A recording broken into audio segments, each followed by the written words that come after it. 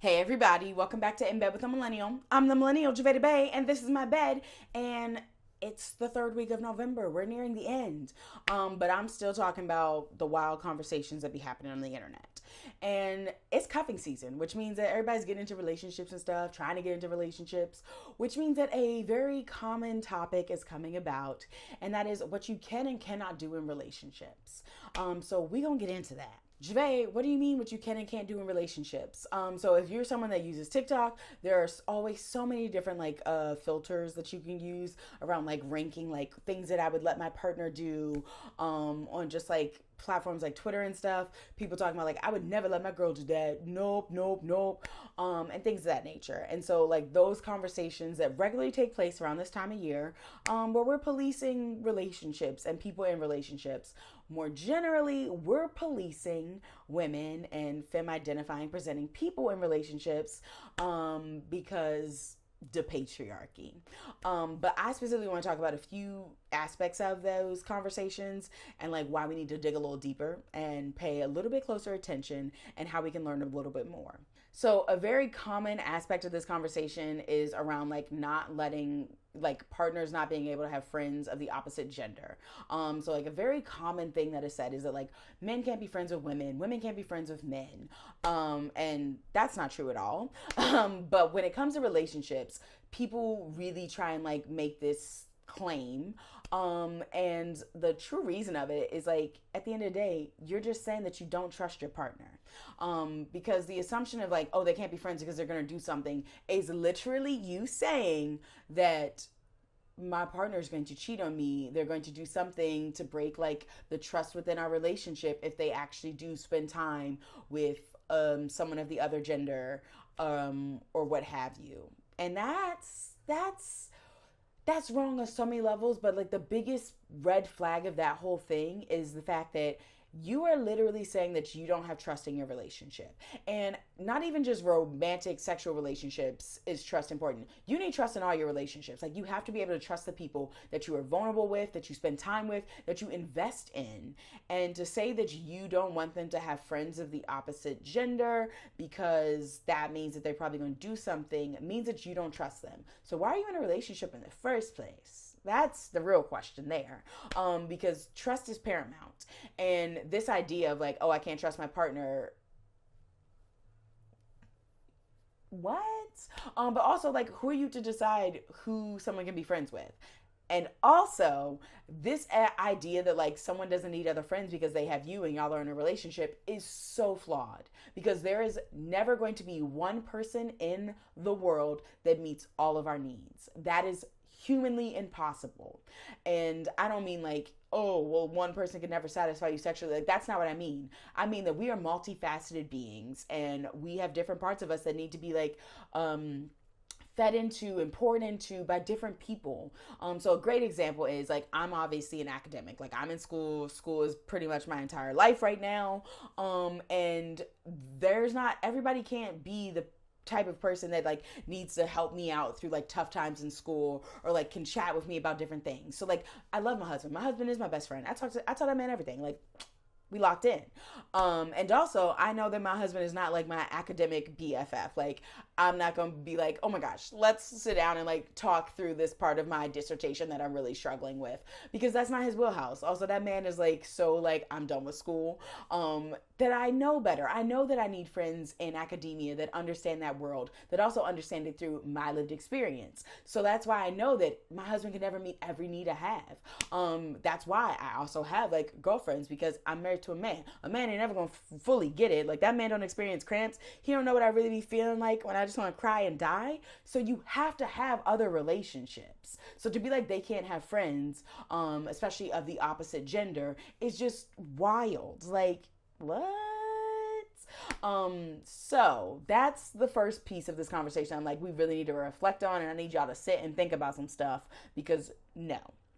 The other part of this conversation that regularly comes up is like the control factor in terms of like, oh, I would never let my woman do that. I would never let her leave the house wearing that and things of that nature.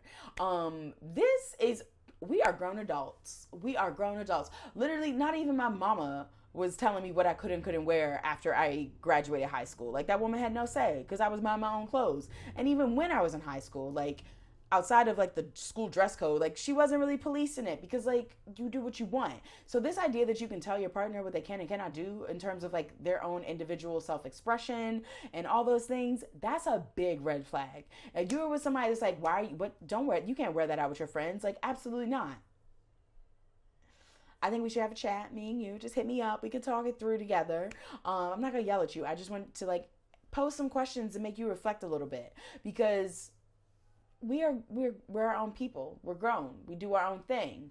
And to tell somebody else that they can't do something because you don't like it, like, it's not something that they're doing to you, it's something that they're doing with their own person. So that control piece is a red flag, especially in the sense of like when we're talking about like someone that's like, oh, well, you need to tell me who else is going to be there, what time are you going to be back, where are y'all going, like, all those details. Like, I get being curious. It's like, oh, who are you hanging out with tonight? And you tell them and they're like, oh, you haven't hung out with them in so long, I hope you have fun. That's normal. Being like, I don't like it when you hang out with her, you start to act different, or blah blah blah, or like, well, you need to call me like once you get there, like an hour in, like, that type of stuff is a red flag and controlling behaviors that can lead to abuse down the line. And so when we normalize these conversations on the internet around like, oh yeah, well, I would never let my girl do that, I'd never let her wear that, we are just perpetuating the patriarchy and misogyny in a way that leads to future harm against women. So we're going to stop that. We're going to work to stop that, because no, we don't do that. We are grown adults. We are our own people. We can do what we want. Obviously, yes, you can have a conversation with your partner and let them know like, hey, I'm not feeling too comfortable with you hanging out with blah, blah, blah, doing XYZ thing. Like, that just makes me feel a little uncomfortable. And explain the reasons. Like, is it because they're a reckless friend and you're like, the last time y'all hung out, I almost had to have bail money ready. Or like, the last time y'all hung out, you ran up the credit card and we didn't have money for our road trip. Like, you can voice your concerns if they are valid things, but just wanting to control somebody so that way you can say that you have control over them is not it. And then the last piece of these conversations that happen on the internet that I really think we need to pay attention to is the jealousy piece, because there is a lot that can be learned outside of like monogamous relationships. Like, the ethical non-monogamy community has learned a lot around jealousy because it is a part of human nature. It's something that we all interact and deal with. But like, ethical non-monogamy folks actually know how to handle it in a productive, like, conflict resolving way. Generally, people that are monogamous, and more specifically heterosexual people that are monogamous, don't really have a good handle on jealousy. And that's for a lot of different reasons. But when it comes to being jealous, like, I'm not saying don't get jealous. That's impractical. We all get jealous at times. I'm saying that we need to know how to handle it so that way we don't create unnecessary conflict in our relationships over things that a lot of the time we've created in our head. That's the truth of it. We get jealous over our imagination running wild. So actually learning something about how to deal with jealousy is an important aspect, because in these conversations you'd be like, I would never, like, couldn't be me. I'd be so mad if they did that. And it's like them buying a Christmas gift of like a mug and some socks for their work wife or their work husband. And it's like, they just spent $4 on a Christmas gift for them, but bought you the new Blackstone griddle top that you wanted, and you're over here jealous. Like, no, it's showing care and affection to people in our lives. It's not a thing of being like, oh, I don't like my partner anymore, I'm gonna end up leaving them. Like, we are getting jealous over these like impractical like these unrealistic like ideas that we've created about like what this means for a relationship.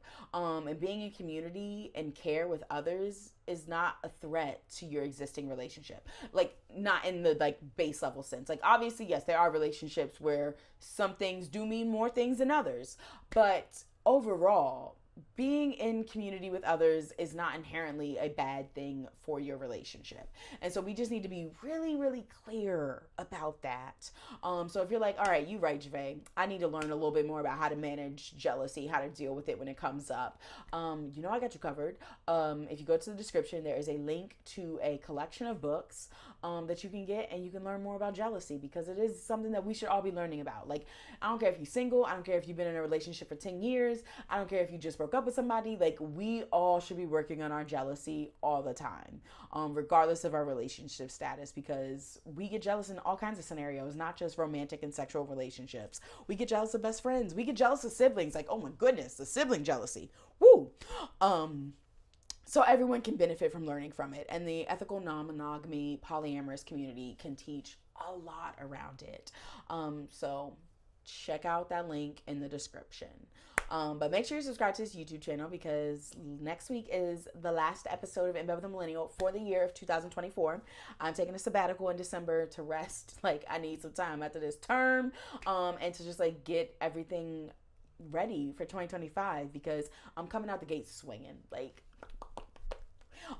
so you don't want to miss that. Make sure you subscribe to the YouTube channel. Definitely make sure you're following me on social media, because though I might not be making actual videos for YouTube, I'm still gonna be sharing stuff on like Instagram and TikTok, because like I'm not gonna leave social media. We know how detrimental that is to people that actually make content on the regular. And definitely make sure you subscribe to my email newsletter, because there may or may not be some fun things, some nice changes happening going into 2025. And if you want to know about them first, that's how you know.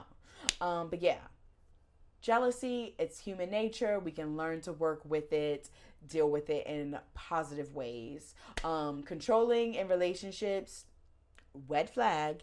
And not having friends of the opposite gender is like, we all need to think on that, because that makes no sense. We're grown adults. We can be friends with anybody. So yeah. But that's all I got for y'all today. I'm gonna see y'all later. Deuces.